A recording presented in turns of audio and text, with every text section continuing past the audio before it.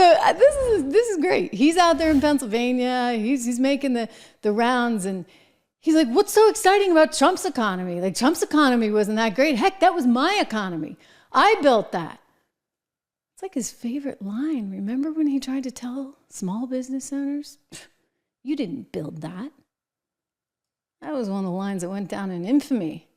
Well, here he is, once again, trying to suggest that Trump had nothing to do with the economy. It was all him. Yeah, right.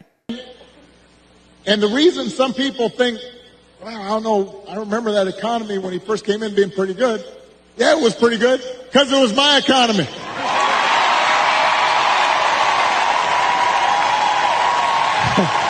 We had 75 straight months of job growth that I handed over to him.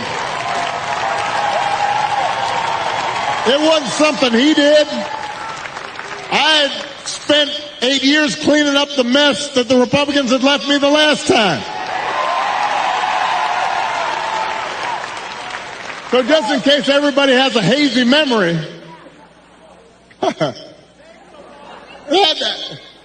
he didn't do nothing except those big tax cuts. His other big economic plan now is to slap tariffs on everything, from food to TVs. Now, understand what tariffs are. Anything that's coming. Barack, I hate to remind you, but you can't take credit for Trump's economy. You did not build that. Your economy, in contrast, grew on average, 1.6%? I mean, heck, we got 20% inflation, 1.6% growth. Lovely, Barack. No, your economic policy was actually just plain old awful. And we kept saying, like, what is going on? Why can't we generate more growth? Why can't we generate more jobs? Why can't we even generate much in the way of inflation? I mean, inflation was hanging in there around 2% at the time. He still wasn't growing enough to keep up with that at 1.6%. He had a lousy economy for 8 solid years. 8 solid years. And then Donald Trump walks in, and what does he do? He actually puts in place policies that work.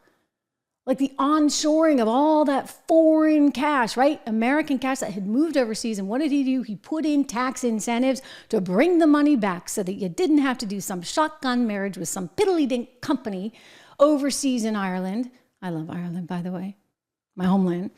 So good for them for having the low tax rates, 12% corporate tax. So American companies would go and buy some Irish company. They'd have some little a merger, so that they could say they were headquartered in Dublin instead of in Ohio or Michigan. I mean, dumb, right? Why don't you create more incentive? They don't want to do that. They don't want to have to ship their stuff back home. They would like to just have a better, lower tax rate that's more competitive on the global scale. So that's what Trump did. And what did you see but a boom for jobs? So we created jobs, a lot of manufacturing jobs. And we saw wages increase. The most that they had increased, adjusted for inflation, since the era of the 1950s and JFK.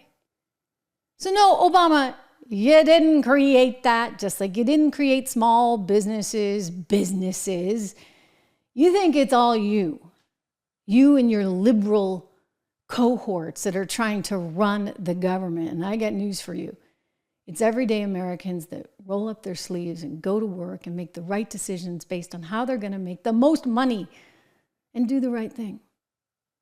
It's not based on the color of someone's skin or on their sex.